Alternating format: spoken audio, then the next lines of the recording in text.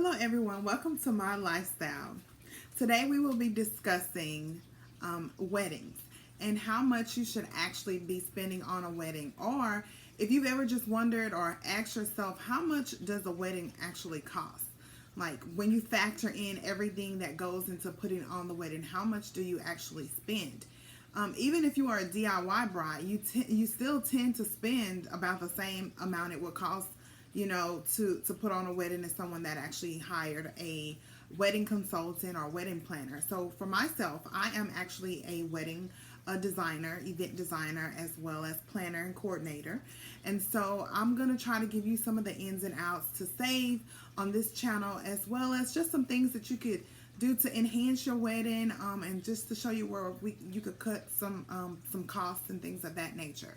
But if you've ever asked yourself, how much should you actually spend on your wedding? Well, I'm going to try to help you answer that today.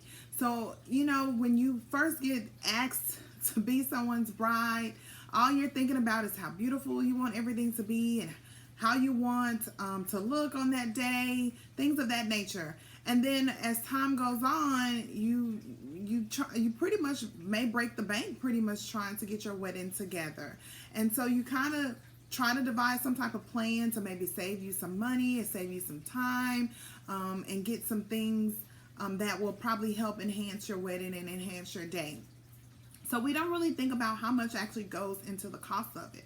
So a traditional wedding, typically with about 50 guests, can run you anywhere from $20,000 to $30,000, depending on where you live. So if you're in Texas, weddings range about $30,000. Georgia is probably about the same, about $30,900, about the same. Now New York, on the other hand, is about $48,000 and maybe a little more, give or take.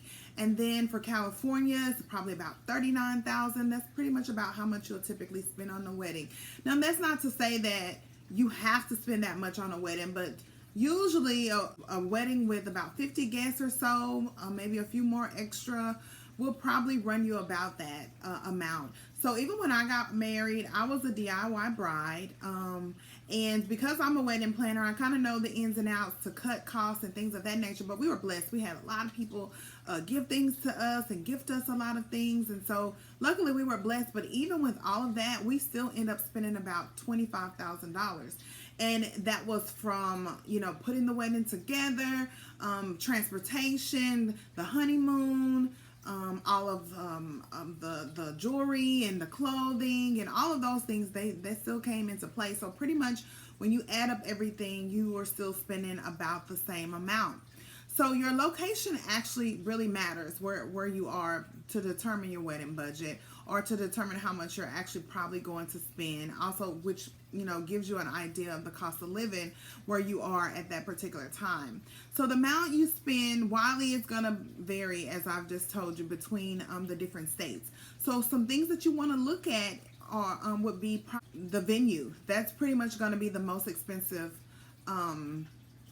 thing that you're going to have. So typically, if you spend your money wisely, I would say invest in a nice venue, because you will end up spending less money to make it look beautiful, as opposed to getting a venue that's probably not the best looking. You'll tend to spend more money to try to make it look like what you want to. So as an event designer, I can design any type of event on pretty much any type of budget, honestly, but based on your budget is going to determine how your wedding actually looks, just to be quite honest with you.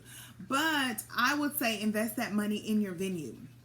You got to think there's going to be costs for possibly an officiant, depending on if it's someone in your family, are they famous, it's a number of things that are going to go into place, but you can probably plan to spend about $200 or so, maybe more, $280, depending on, now they do have officiants for hire. I think they're like $50 an hour, so it just kind of depends if you have it all mapped out and how much time you want to spend with them. Then you can probably get a better deal than that. Also, the rehearsal dinner, you're going to spend money on your rehearsal dinner, because you want this to be a way to thank all of your bridesmaids and your bridal party, your groomsmen, and all of your family members, especially if you have family coming from out of town. You want to thank them, for coming that day to do your rehearsal. So of course that's one way to thank them, is providing them some dinner. And so roughly you'll spend about $1,900 on that. Now you could do it a little less. For us, we got married. My husband and I got married in the earlier part of 2000, like in 2007. And so, of course, the cost of living was a lot lower than it is now. So you may spend a little less, but we were blessed to be able to feed I think we had maybe about, I'm going to say about 30 people in our wedding party. And so I'm going to say we probably fed them on about $300. We got some Mexican food, and it was like chips and salsa and quesos and enchiladas. And luckily it was a restaurant that we had a very good relationship with. And so they gave us a really good deal to help us out. So that kind of helped make a difference in how much we actually spent on the rehearsal dinner. But I've gone to a rehearsal dinner where we actually ate at the restaurant. We actually had a venue that was gifted to us where we were able to use the venue at no cost. So that saved us there. But I was in several weddings where we've had to go to restaurants and eating dinner there, and it was actually kind of pricey. So it just kind of depends on that. Factor in your dress. I mean, you're gonna probably spend maybe a minimum of $1,000 on your dress if you can find a good dress that you like, that fits you very well. Not to say that you can't find something that's much cheaper, but typically you want to plan to spend $1,000. That's how much I spent. And I am a bargain shopper. Okay, so I already knew what kind of dress I was because I wanted. Because I was already in so many weddings ahead of time, and one of my best friends was getting married, and so we searched and searched and searched for her dress, and by the time it was time for me to get married, which was like months later, I was burnt out, and I already knew exactly what I wanted anyway. And so those are some things that you can factor into play. But I got lucky, and I got my dress for a little under $1,000. I think it was like $990, but you can pretty much plan to spend at least $1,000 on a dress. And if you want something that is fashionable, if you want something that's a designer gown, then you can spend way more than that. So just at minimum. About the tuxedos, probably about $280. Your photographer will give you probably the most important keepsake is being able to have photos to take away from the wedding. Okay, so when your wedding is over and you look back, you want to be able to see that you have these memories that are going to last. So I would say you're probably going to spend your most on your photographer. So anywhere from, if you have like a top of the line photographer, about $4,000.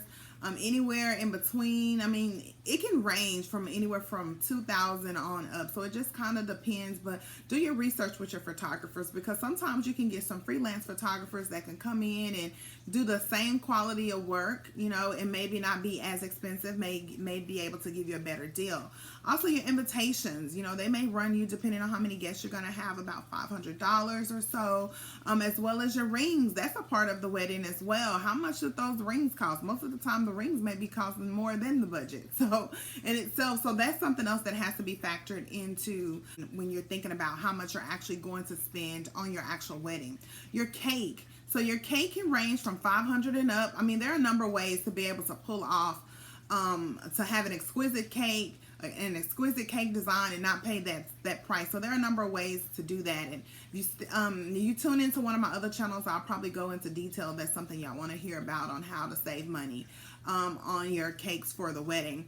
But also you want to think about your flowers, if you're going to have flowers, even if you're not using fresh flowers, if you're using silk flowers, all of those things have a cost, okay, associated with. And so sometimes it can be just as expensive as getting fresh flowers. So you may be able to get a better deal on fresh flowers. And I've done weddings that have used fresh flowers, and they were actually about the same price as I would have paid for silk flowers. So I may have not gotten as many as I would have purchased had I used silk flowers, of course. But I mean, you can still do the same thing, but you probably want to plan on about $2,000 if you want to use fresh flowers. For silk flowers, I would say maybe about half that price for the most part. Think about your reception hall. If you're getting married at a church, there's a fee associated with that. Even if you're a member, there's a fee. right? If you are getting married and then you're outside and then you're gonna at a park or somewhere or arboretum or some area like that, and then you're gonna go to a reception venue, then that's an associated cost. If you're gonna have a live band, that's associated cost. If you're gonna have a DJ, there's gonna be a cost for that. So those are some things that you will factor in, as well as transportation. So maybe transportation to and from the wedding. There are going to be fees associated with your transportation as well. So I would plan on maybe spending a minimum of maybe about $800 just for transportation. So these are just some things to keep in mind when you're thinking about how much you're going to actually spend. Those are just some key notes for you to take and just think about, like, oh, I have to spend this. So if you can figure out ways to cut some of those costs and cut some of those prices of what they would actually cost, do your research. Hire an event planner that focuses on cutting costs, like me.